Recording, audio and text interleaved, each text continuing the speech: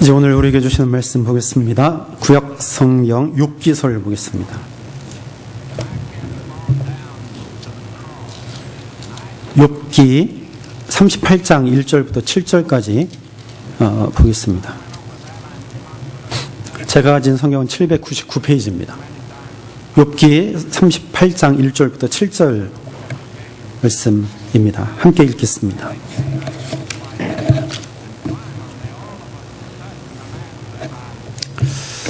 욥기 38장 1절부터 7절입니다. 다 같이 읽습니다. 그때에 여호와께서 폭풍우 가운데에서 욥에게 말씀하여 이르시되 무지한 말로 생각을 어둡게 하는 자가 누구냐? 너는 대장부처럼 허리를 묶고 내가 내게 묻는 것을 대답할지니라. 내가 땅에 기초를 놓을 때에 내가 어디 있었느냐? 내가 깨달아 알았거든 말할지니라. 누가 그것의 도량법을 정하였었는지 누가 그 줄을 그것의 위에 띄웠는지 내가 아느냐? 그것의 주추는 무엇 위에 세웠으며 그 모퉁이 돌을 누가 놓았느냐? 그때에 새벽별들이 기뻐 노래하며 하나님의 아들들이 다 기뻐 소리를 질렀느니라. 아멘. 욥기서 를 우리가 38장 1절부터 7절까지 읽었습니다. 욥이라고 하는 뜻은 고난받는 자라는 뜻이 있습니다. 또 울부짖는 자라는 뜻을 가지고 있습니다.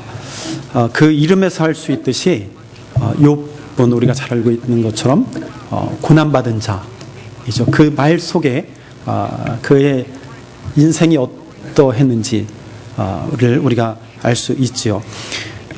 대표적으로 이야기할 때 고난받은 자를 대표적으로 이야기할 때 우리는 욥을 이야기합니다.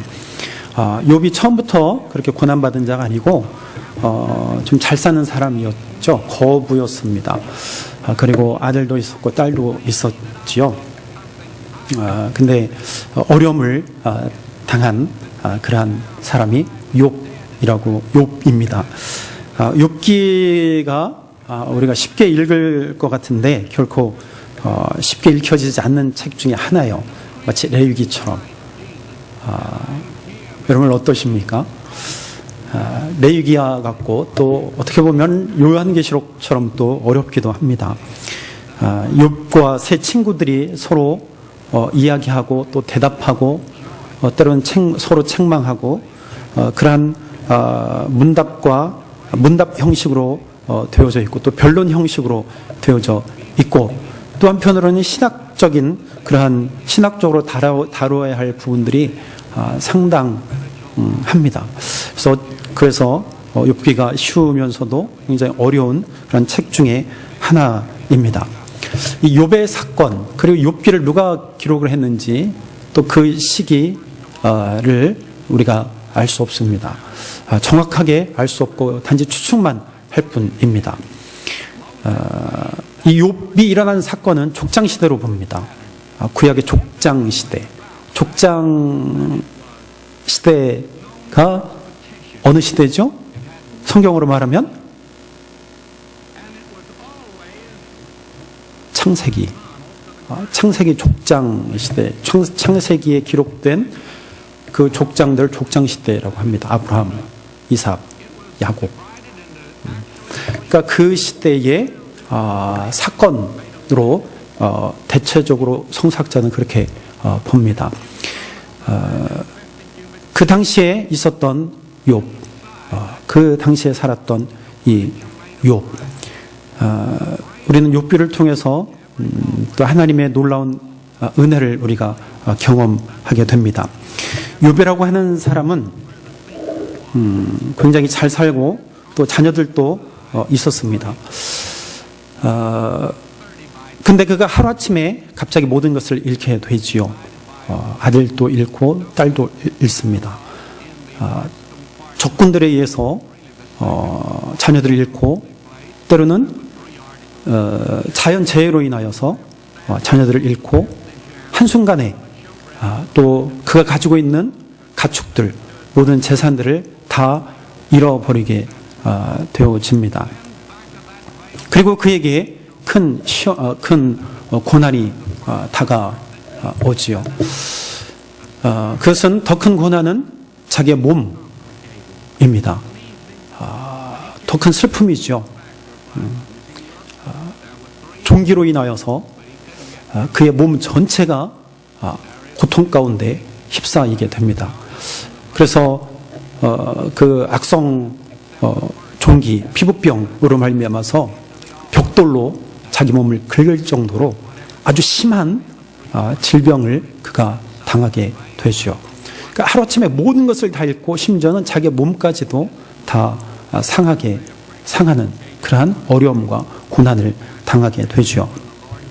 그런 고난을 당할 때 여러분들 어떻게 하시겠습니까? 아니, 그렇게 고난을 당하는 사람들을 보면 여러분들 어떻게 하시겠습니까? 어떻게 하시겠어요? 아쉽고 안타까워서 여러분들 문안을 가지 않겠습니까? 이것처럼 오늘 어려움을 당하는, 고난을 당하는 욥에게 친구들이 찾아갔습니다. 위로하기 위해서 찾아간 거죠. 욥의 세 친구가 욥을 찾아가서 그에게 위로를 합니다. 근데 그 위로의 말이 단적으로 이야기하면 그거였습니다. 내가 지금 고난을 당하는 것은 바로 너의 죄 때문이라는 거예요. 내가 하나님 앞에 큰 죄를 지었기 때문에 너에게 이러한 고난이 닥쳐온 것이다.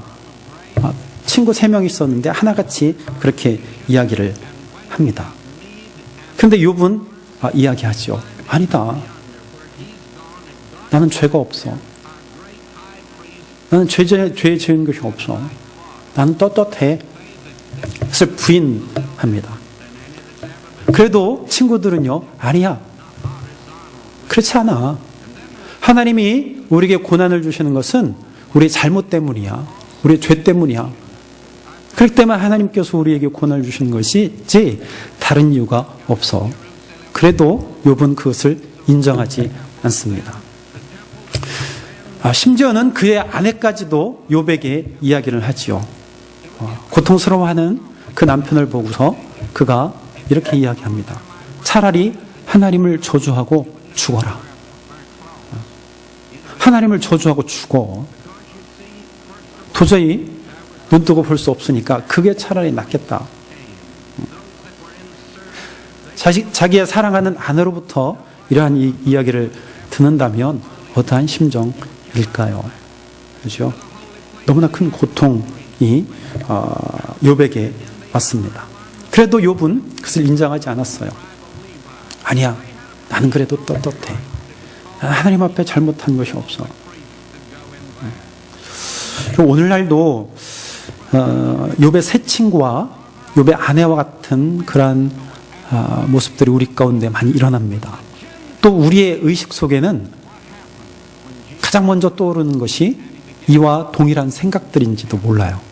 누가 어려움을 당하든지 큰 고통을 당하든지 큰 해를 당하든지 아니면 그의 가정 가운데 큰 폭풍과 같은 그러한 어떠한 큰 일이 일어나면 우리는 언뜻 생각해요. 아유, 그가 뭐가 잘못했나?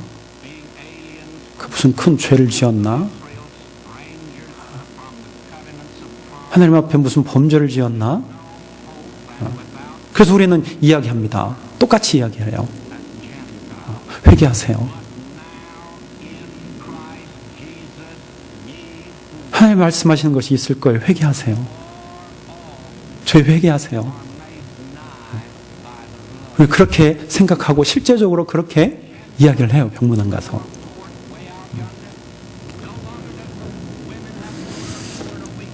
어떤 자는요,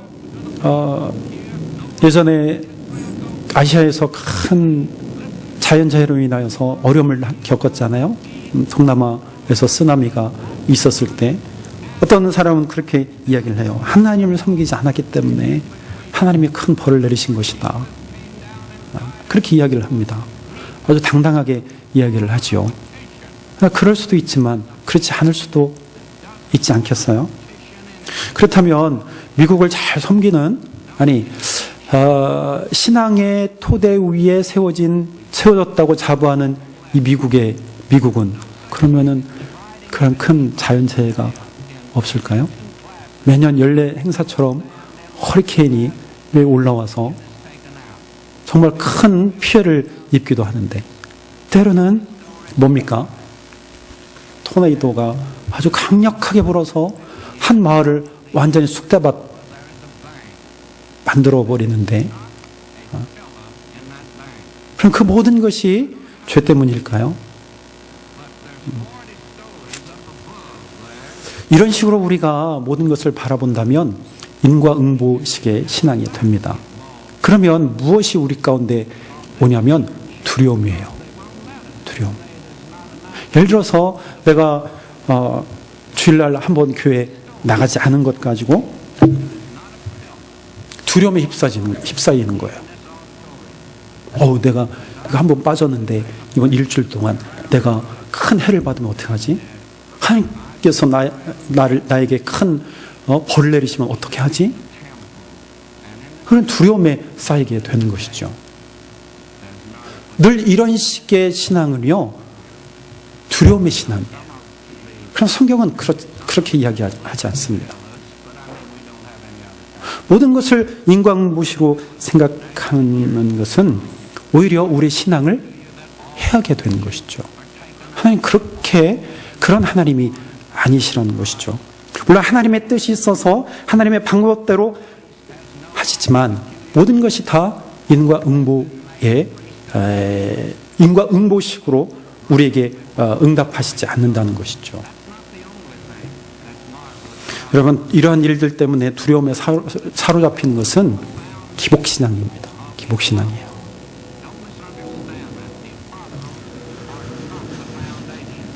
욥은요, 친구들이 그리고 그의 아내가 너의 죄 때문에 고난이 온 것이다 라고 이야기했을 때 욥은 단호하게 이야기합니다. 그의 무죄함을 주장해요. 그러나 욥이 그렇게 이야기를 하면서도 그는 절망했습니다. 그의 상황을 바라보면서 그의 몸을 바라보면서 그가 강하게 이야기는 하지만, 친구들의 이야기를 내가 강하게 부정을 하지만 그는 절망하고 탄식합니다. 왜 이유 없는 고난이 나에게 올까?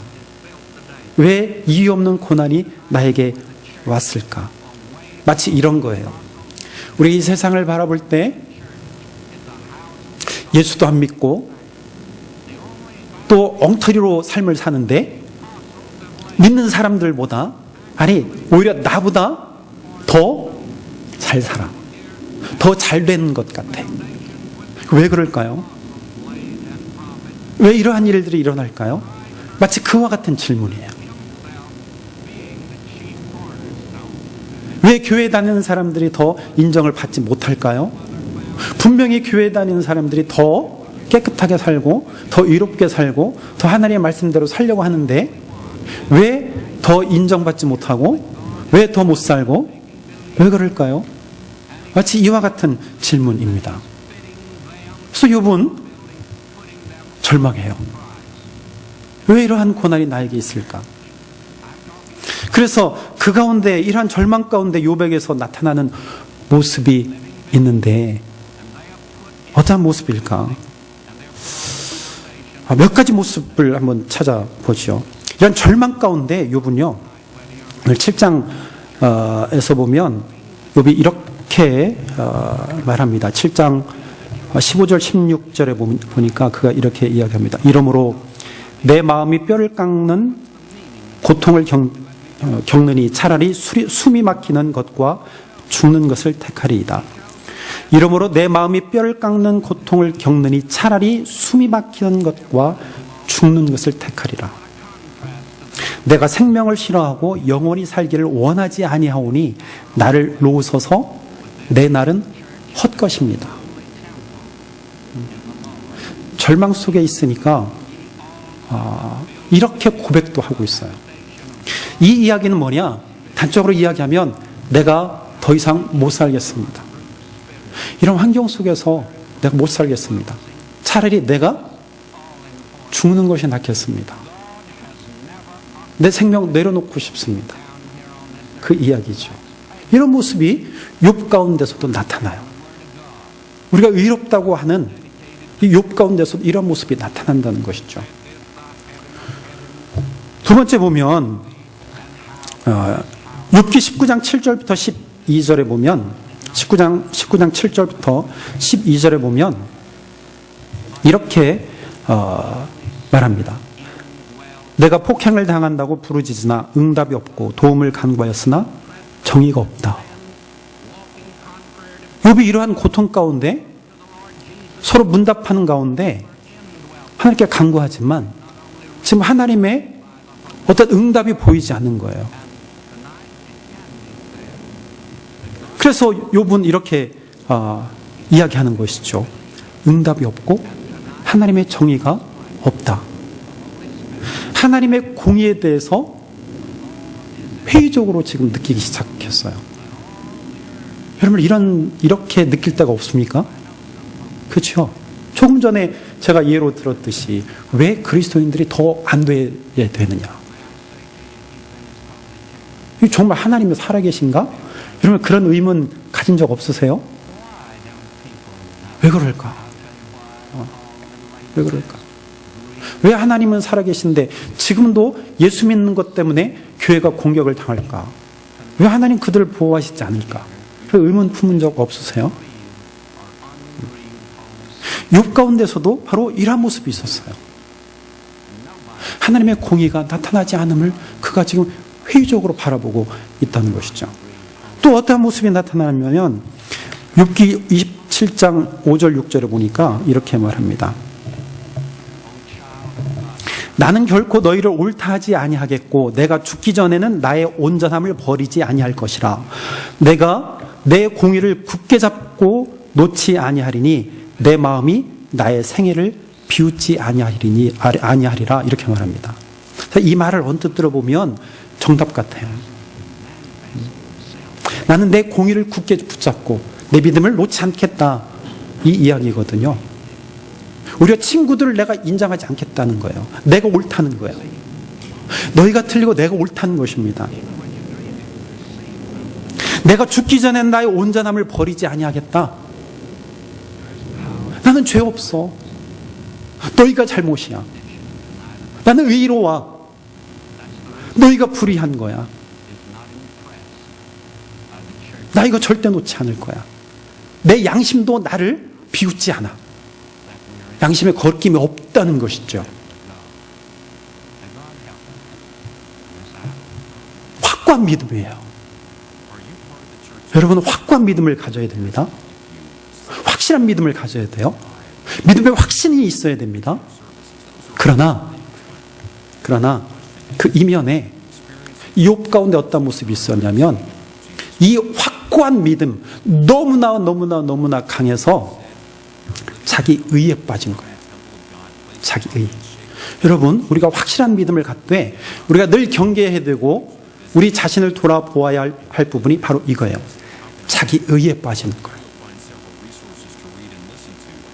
자기 의. 그래서 자기 의에 빠진 것의 문제가 뭐냐면 내 안에 있는 죄성, 그걸 깨닫지 못하는 것이죠. 그래서 어떤 이들은 실제적으로 이야기해요. 나는 하나님 앞에 떳떳하다, 부끄러움이 없다. 너무나 자신 있게 강단에서 이야기합니다. 이야기할 수 있지요. 그러나 우리가 늘 경계해야 되는 것은 자기 의에 빠지는 거예요. 여러분 우리의 모습을 가만히 살펴보세요. 자기 의에 빠지는 경우가 의외로 많이 있습니다. 이렇게 되면 어떠한 문제가 생기냐? 나만 보이는 것이죠. 다른 이들이 보이지 않습니다. 그리고 결국에는 하나님도 보이지 않게 되는 것이죠. 여러분 지금 욥 가운데에 이런 모습이 나타났습니다. 그리고 더 이상 친구들과 변론하지 않고 욥은 이렇게 생각을 해요. 차라리 나는 이제 하나님과 변론하고 싶다. 하나님과 대화하고 싶다. 그런데 하나님이 대답하시지 않아요. 하나님의 응답하시지 않습니다. 그대로 보고 계시는 것이죠. 그리고 하나님께서 38장에서 오늘 본문에서 나타나시는 거예요. 세 친구들과 변론이 다 끝나고 난 다음에 하나님이 욥 가운데 나타나세요. 오늘 38절에 무엇이라고 말씀하십니까? 폭풍 가운데 욥에게 나타나셔서 욥에게 말씀하시는 거예요. 그리고 욥에게 나타나셔서 하나님께서 무엇이라고 말씀하셨을까요? 그래, 너 의로운 자야. 혹은 아니야, 내 죄 때문에 내가 고난당한 거야. 내 잘못 때문에 지금 고난을 당하는 거야. 하나님께서 이렇게 말씀하셨느냐?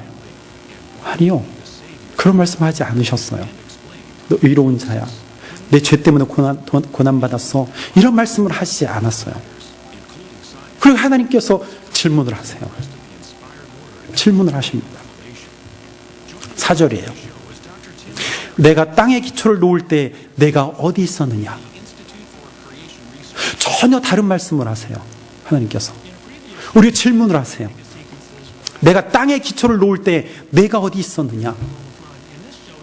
아니, 그냥 속 시원하게 내 죄 때문에 내가 고난받았다 말씀하시면 내가 그냥 회개하면 되잖아요. 근데 하나님 그렇게 말씀하시지 않았다는 것이죠. 너 잘못 없어. 그 말씀하시면서 안심을 주지 않으셨다는 것이죠. 바로 이 질문을 하시는 거예요. 내가 땅의 기초를 놓을 때 내가 어디 있었느냐? 너 어디 있었느냐? 내가 천지를 창조했을 때 내가 어디 있었어? 말해 보아라.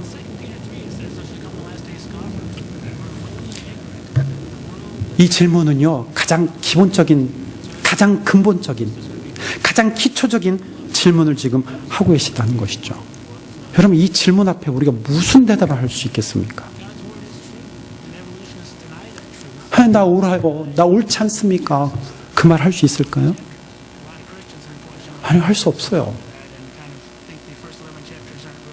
지금 죄에 대해서, 의인에 대해서 지금 서로 논쟁하고 있잖아요, 친구들하고. 그죠? 네가 옳으네, 내가 옳으네, 지금 논쟁하고 있잖아요. 욥도 거기에 휘말려서 나 잘못이 없다, 나 의인이야, 나 의롭게 살았어, 내 양심도 나를 부정하지 않고 깨끗해.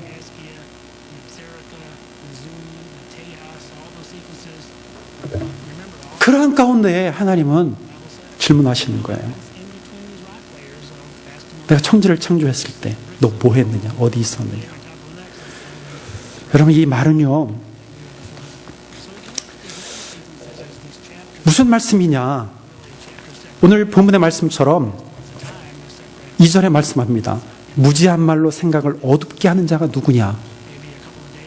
무지함을 깨닫게 하시는 거예요.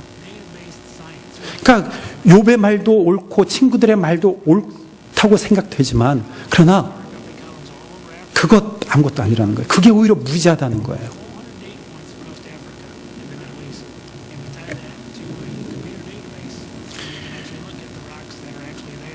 욥은요, 이유 없이 고난을 당했지만 하나님 앞에서는 의로운 자가 아무도 없다는 것을 하나님께서 지금 욥에게 가르쳐주고 계시는 거예요. 나 의로워, 나 잘못하는 것이 없어, 나 깨끗해. 자기 의에 빠져있는 욥에게 지금 하나님이 가르쳐주고 계시는 거예요. 내가 내 뜻대로 친구들이 너를 책망한다고 너도 내 뜻대로 그들을 책망하느냐? 똑같이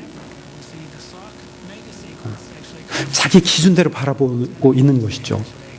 근데 하나님은 그 질문을 통해서 감히 내 의에 빠져서 내 스스로 살아가느냐?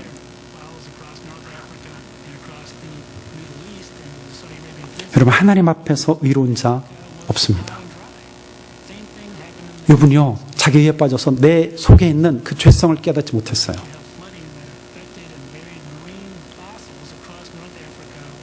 인간 스스로 시시비비를 가리는 것은 전혀 하나님 앞에서, 즉 창조주 하나님 앞에서 그 모든 것들이 다 무의미하다는 거예요.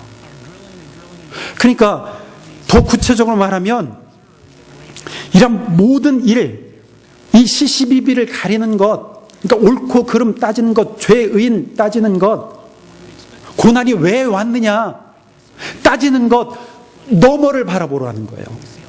그 너머에 계시는 그 근본적인 모든 만물을 말씀으로 창조하시고 다스리시고 이끌어 가시는 그 하나님께 집중하라는 거예요.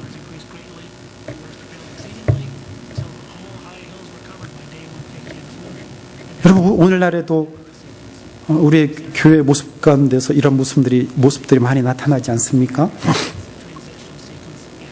서로 내가 정통이네, 내가 복음적이네, 누가 2단이네, 누가 3단이네, 또 못한 일을 가지고 또 비판하고. 이게 필요 없다는 얘기가 아니에요. 그러니까 여기에만 매몰되어서 서로 책망하고 또 비판하고 서로 싸운다는 것이죠. 그래서 정말 중요한 것을 잃어버리고 있다는 것이죠. 그리고 우리 교회들이 요즘 이러한 일들을 행하고 있다는 것이죠. 한국뿐만이 아니고 모든 교회들이 다 그렇다는 거예요.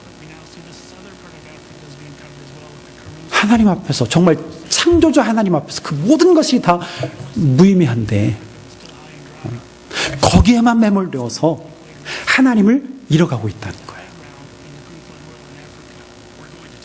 성도와 성도 사이에는 안 그렇습니까? 우리 작은 교회들 안에서 안 그래요? 성도와 성도 사이에, 성도와 목회자 사이에, 또 목회자와 장로 사이에, 또 장로와 일반 평신도 사이에. 왜 이러한 일들이 일어나느냐? 혹자는 모르기 때문에 그렇고 어떤 사람은 너무나 잘 알기 때문에요. 그러니까 내가 아는 것이 기준이 돼버리는 거예요. 내가 아는 게 절대 틀리지 않다고 생각하기 때문이에요. 욥과 같이, 혹은 친구들처럼 보편적인 생각이었거든요. 진노는 죄 때문에 오는 것이다. 하나님은 그것이 아니다라고 말씀하세요. 또한 욥에게도 말씀하시죠. 자기 의에 빠져 있는 욥에게도 너도 그게 아니다.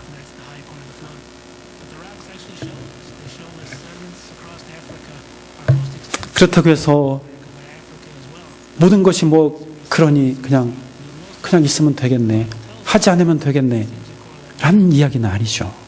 그렇죠? 그래, 잃어버리는 것을 주위에서 붙들라는 것이죠. 죄냐 아니냐, 단련이냐 아니냐, 친구들과 논쟁하는 차원이 아니라 더 근원적으로 이 세계를 창조하신 하나님을 향해서 닫혀있는 눈을 뜨라는 말씀입니다. 눈을 열라는 거예요. 눈을 여는 것은 마음을 여는 것입니다. 이거 열지 않기 때문에 자꾸만 내 기준으로만 바라보고 판단하게 되는 것이죠. 욥과 친구들 모두 창조 하나님 앞에서 서로 아는 척, 잘난 척했어요. 자기 주장하면서 서로 비난했지요. 그때 하나님은 욥에게 나타나셔서 질문하신 거예요. 너 어디 있었어? 내가 땅에 기초를 놓았을 때 너 어디 있었느냐? 말해봐라. 욥은요, 대답할 수가 없었어요. 대답할 수가 없었어요. 할 수가 없지요. 그러고 난 다음에 욥은요, 42장에 보면 42장 2절을 보니까 주께서는 못하실 일이 없사오며 무슨 계획이든지 못 이루실 것이 없는 줄 아오니 무지한 말로 이치를 가리는 자가 누구니까? 나는 깨닫지도 못한 일을 말하였고 스스로 알 수도 없고 헤아리기도 어려운 일을 말하였나이다.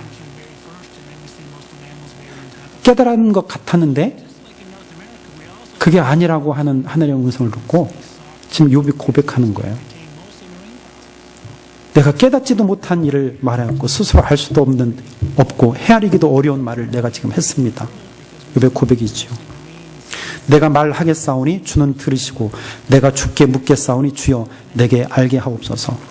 내가 주께 대하여 귀로 듣기만 하였사오나 이제는 눈으로 주를 배움나이다. 한 단계 업그레이드 되었어요. 욥의 신앙이. 이런 과정들을 통해서. 들었는데 이제 보게 되었다는 것이죠. 여러분 신앙의 성숙이에요. 신앙의 성숙. 그러므로 내가 스스로 거두어 드리고 티끌과 재 가운데서 회개하나이다. 욥이 하나님 앞에 회개했습니다. 하나님의 음성을 듣고 그 질문을 듣고 욥이 회개했어요. 자신의 잘못을, 자기의 의에 빠져 있음을 깨닫고 하나님 앞에 회개하는 거예요. 나도 잘못했구나. 나도 잘못했구나. 욥은요, 그래서 의로운 자예요. 그래서 의롭다고 인정을 받는 것이죠. 욥은요, 땅에 기초를 놓으신 하나님을 보았습니다. 이제는 보았어요. 모든 것 통치하시고 다스리시는 그 놀라우신 하나님, 지금도 만물을 꽉 붙들고 때로는 콧김으로 불어서 요동케 하시는 그 하나님을 보았습니다. 그 경이로운 하나님 앞에서 우리가 우리의 무엇을 드러내놓고 잘난 체 할 수 있어요? 누구 앞에서? 욥은요, 자신의 무지와 무능을 고백하고 회개했습니다. 이것은 바로 자신을 땅에 기초를 놓으신 하나님 위에 자기를 세운 거예요. 그 위에, 하나님 위에. 초월적인 존재이신 그 하나님, 자기 자신을 세운 거예요.